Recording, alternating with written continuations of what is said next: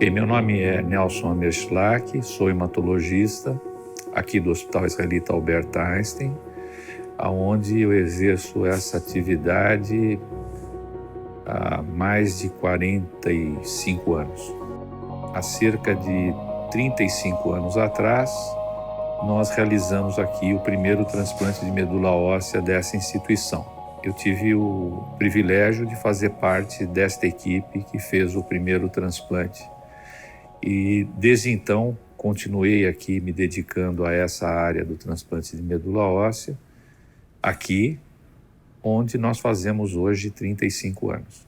Bom, o transplante de medula óssea no Brasil, na verdade, começou cerca de 8 anos antes do nosso.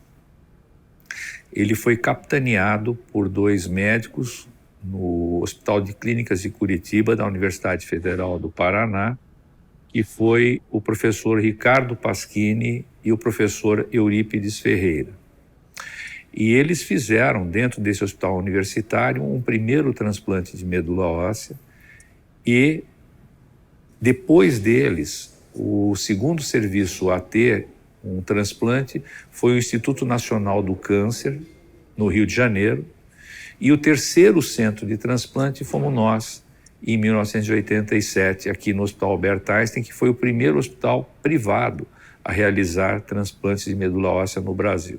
Bem, o transplante de medula óssea é um procedimento complexo.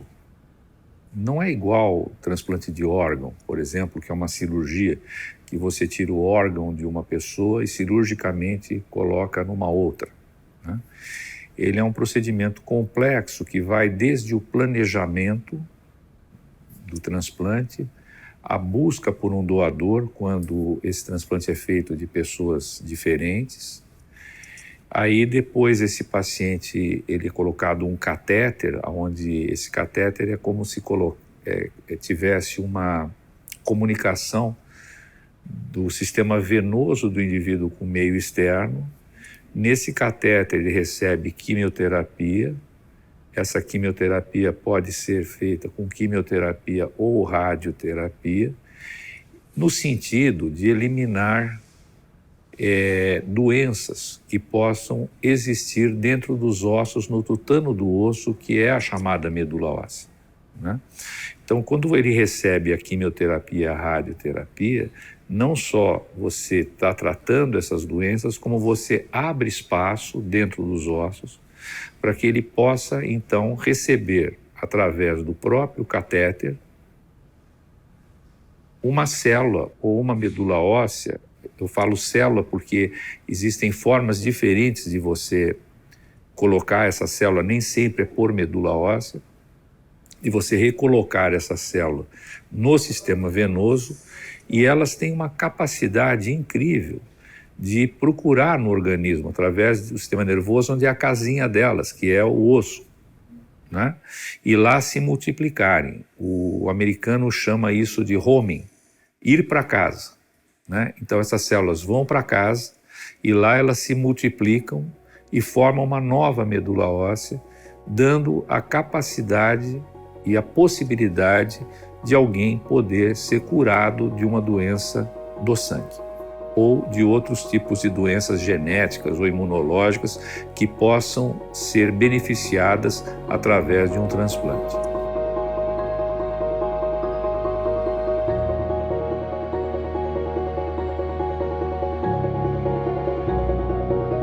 Então, com relação aos bancos de doadores de medula óssea, é interessante, porque na época quando começaram os transplantes do Brasil, ainda não existia.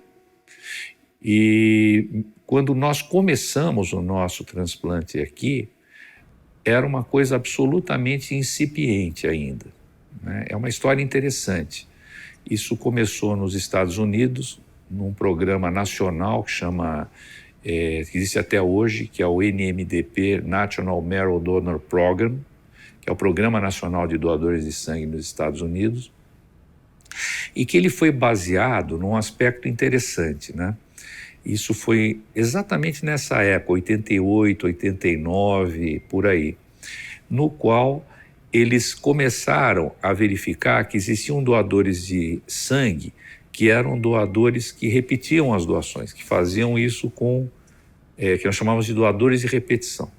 Esses doadores eram convocados para virarem doadores de plaquetas. Plaquetas é um exemplo, é um tipo de componente do sangue que o doador doa a plaqueta numa máquina, né?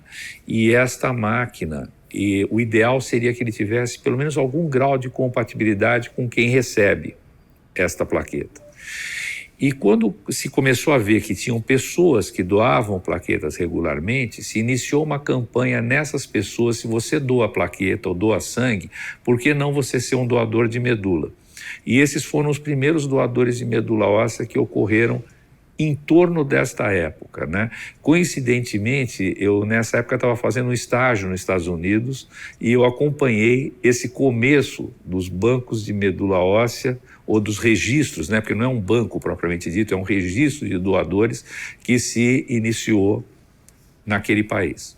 Se a gente for pensar como era o transplante há 35 anos atrás, por exemplo, a gente dizia que transplante não é para quem quer, é para quem pode.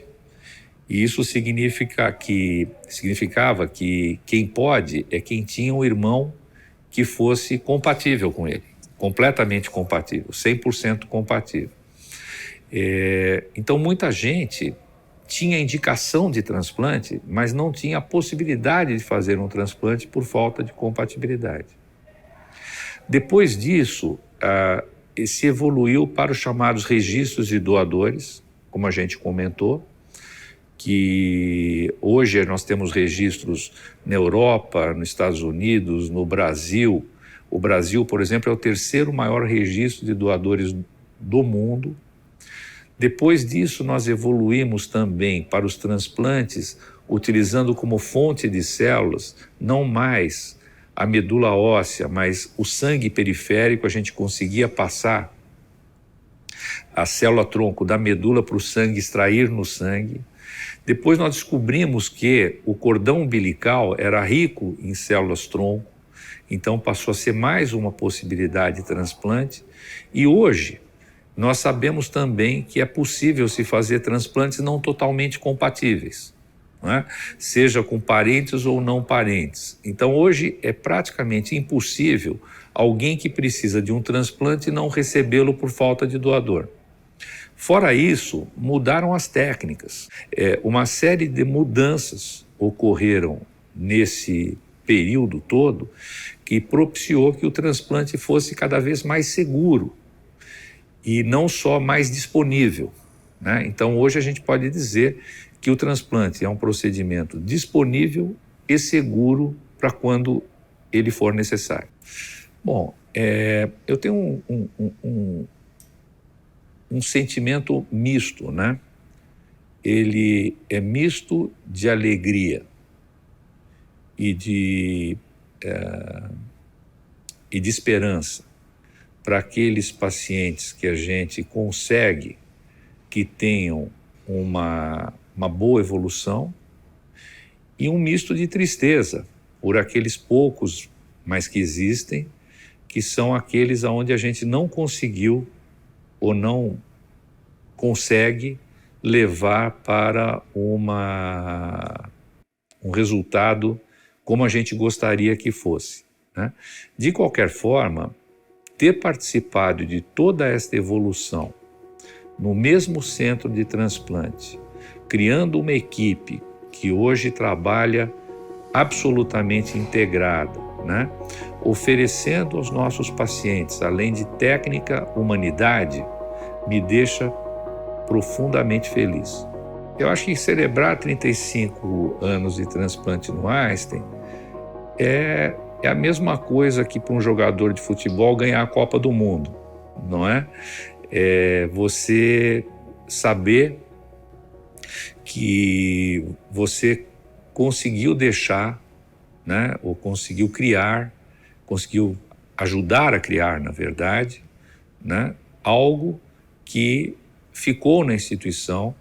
Hoje aqui o Einstein tem uma série de procedimentos de transplante onde nós fomos pioneiros em realizá-los, como, por exemplo, transplante em doenças autoimunes, transplante de cordão umbilical não aparentado, esses transplantes não compatíveis haploidênticos, uma série de pioneirismos. Agora estamos entrando na área de terapia celular, CAR-T-cell, células NK, células para atacar vírus. Também nós somos a única instituição que somos acreditadas pelo FACT, que é uma fundação americana para acreditação de terapia celular. Hoje nós somos a única instituição acreditada no Brasil. Então, tudo isto, quer dizer, faz com que a gente deixe um pedacinho disto para que cada vez mais isto cresça. E a gente tem ajudado também outros centros de transplante a poderem também estar com a gente nesta evolução que é o transplante de medula óssea. Então, esta cooperação com os demais centros também é extremamente importante. A última mensagem que eu posso deixar é uma mensagem para os pacientes, né? Que é uma mensagem de esperança, de acreditarem, de lutarem, né?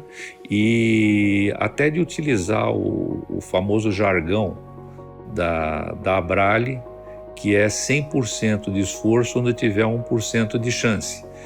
E eu uso um outro, que eu aprendi na boleia de um caminhão, que dizia que você deve tentar sempre, desistir nunca e ganhar às vezes.